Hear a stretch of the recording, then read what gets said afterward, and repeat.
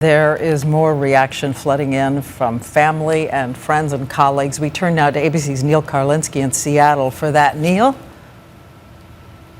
Diane, I can tell you I've been speaking with Apple employees tonight, and even though they knew this day was coming, they've been simply stunned. They shared with me a statement from Steve Jobs' family. It says in part, Steve died peacefully today, surrounded by his family. In his public life, Steve was known as a visionary. In his private life, he cherished his family. And there was this from Mark Zuckerberg from Facebook. Steve, thank you for being a mentor and a friend. Thanks for showing that what you build can change the world. He changed the world indeed, Diane. All right, Neil, thank you. And as we know, it was certainly a beautiful and unexpected mind in so many ways. Newsweek wrote once that he was an inventor by trade, but in his heart he was a dreamer who dreamt for all of us. He didn't speak often, but here now, Steve Jobs in his own words.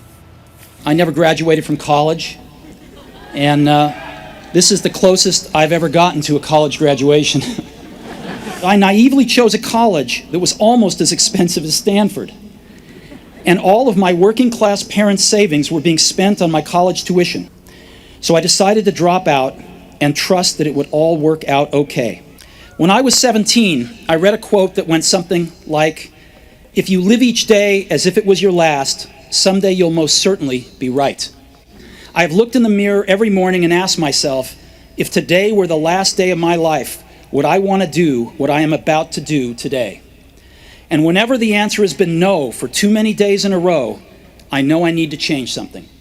Remembering that you are going to die is the best way I know to avoid the trap of thinking you have something to lose. You are already naked. There is no reason not to follow your heart. A few years ago, you gave a commemoration speech at Stanford to the graduating class. Now, a few years later, and a couple years wiser, would you add anything else to that speech that you gave a couple years ago? Probably I would just turn up the volume on it, because the last few years have reminded me that life is fragile. And Steve Jobs, who saw way beyond the horizon, has died, and some of the fire in the universe has dimmed. He was 56.